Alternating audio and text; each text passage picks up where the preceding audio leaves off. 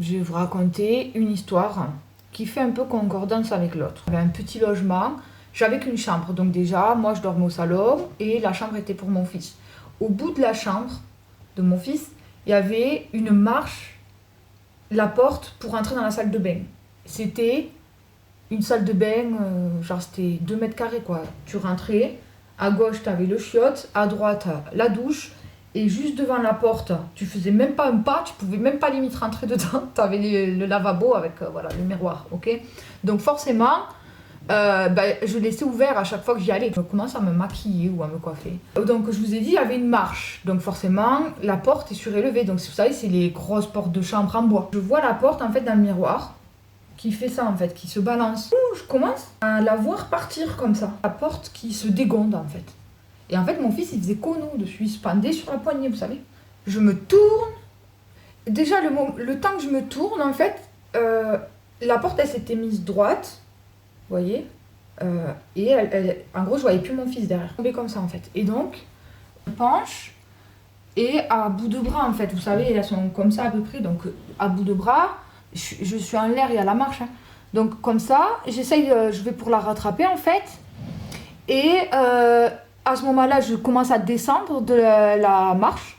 Je commence à mettre un pied comme ça au sol. Et là, je stoppe la porte. Vous voyez, mon fils était dessous.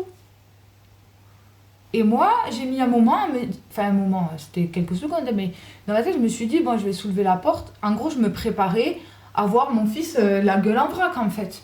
Je prends la porte, je la mets sur le côté, je regarde mon fils, il m'a pleuré, il a eu peur. Il n'a même pas touché le nez. Ok, RH. Je le console et tout. Et en fait, après coup, dans ma tête, je me dis, mais qu'est-ce qui vient de se passer, en fait? C'était trop bizarre parce que j'ai eu l'impression que tout était au ralenti, sauf moi en fait. La porte, quand elle tombait, c'était au ralenti, genre. Le temps que moi, que je puisse la rattraper, que je la fixe en fait, que je la tienne comme ça, que je descende de la marche et tout. Quand je l'ai soulevée, point mort. C'était un point mort, la porte.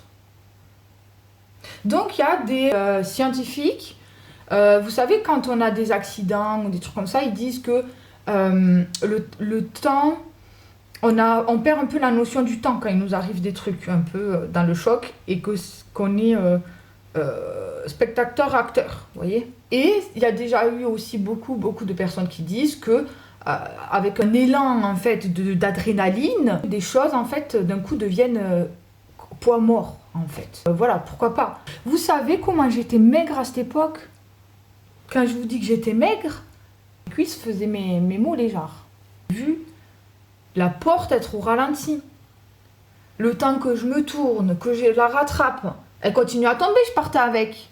Vous voyez ce que je veux dire? Après, c'est pour ça que j'ai commencé à descendre la marche, à mettre un pied au sol.